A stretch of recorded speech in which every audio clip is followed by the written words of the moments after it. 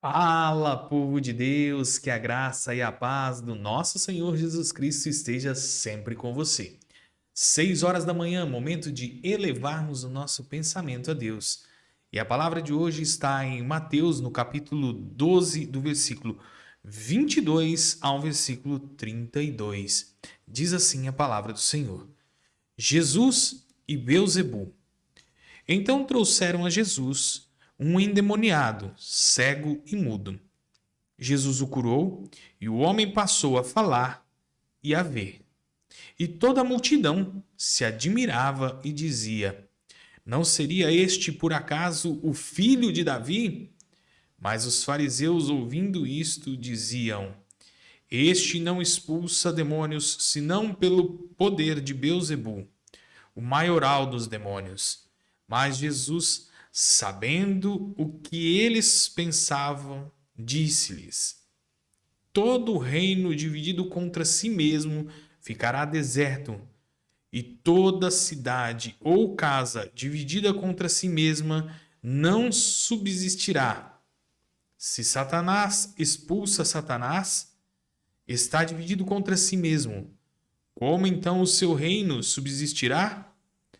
E se eu expulso os demônios por Beelzebul, por quem os filhos de vocês os expulsam? Por isso, eles mesmos serão os juízes de vocês. Se, porém, eu expulso os demônios pelo Espírito de Deus, certamente é chegado o reino de Deus sobre vocês. Ou como pode alguém estar na casa do valente e roubar-lhe os bens sem primeiro amarrá-lo? E só então saqueará a casa dele. Quem não é por mim é contra mim, e quem comigo não ajunta, espalha. Por isso, digo a vocês que todo pecado e blasfêmia serão perdoados aos homens, mas a blasfêmia contra o Espírito não será perdoada. Se alguém disser alguma palavra contra o Filho do Homem, isso lhe será perdoado.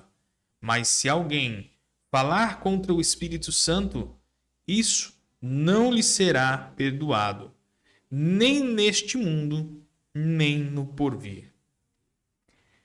Que o Senhor possa abrir os nossos olhos, a nossa mente e o nosso entendimento para aquilo que Ele quer nos dizer nesse dia de hoje. Para que o seu dia se inicie com essa palavra que traz para a gente muita sabedoria, muito ensinamento e muito poder. Jesus não expulsava os demônios apenas por expulsá-los. Jesus tinha um propósito de trazer às pessoas, aos pecadores, àqueles que não o conheciam, aqueles que não conheciam verdadeiramente o reino de Deus, a possibilidade do perdão. E esse perdão ele só vem através do arrependimento.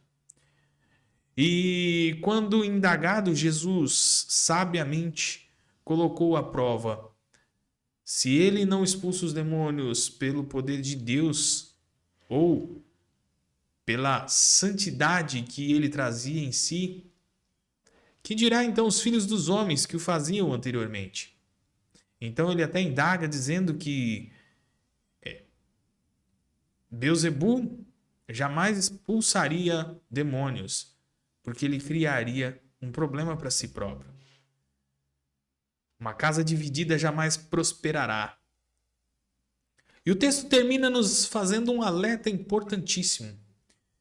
Todo pecado ele pode e deverá ser perdoado a partir do arrependimento, a partir de um renascimento para uma vida em Cristo Jesus.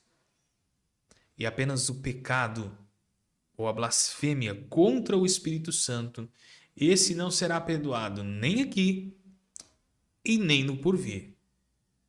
Mas o que será que Jesus está querendo nos alertar, nos dizer?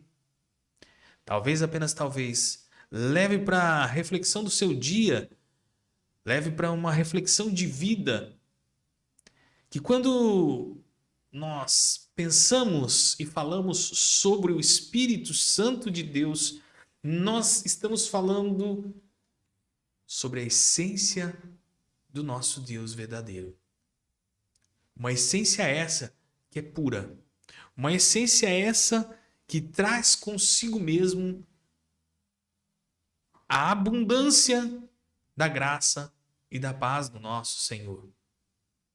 Então, quando Jesus nos anuncia que todo pecado será perdoado através do arrependimento, através do renascimento, ele também nos alerta que o pecado cometido contra a essência de Deus, contra a santidade de Deus, esse jamais será perdoado. Então, meu irmão e minha irmã, eu quero trazer para você uma palavra de esperança, uma palavra de paz, e quero que o seu dia se inicie baseado, pautado nesta palavra que nós acabamos de ouvir hoje. A presença de Cristo entre nós foi real. A presença de Cristo entre nós, ela é real. E através do Espírito Santo, Cristo habita em mim, em você e em todos nós que entregamos a nossa vida a Cristo como nosso único Salvador. E por mais estranho que pareça,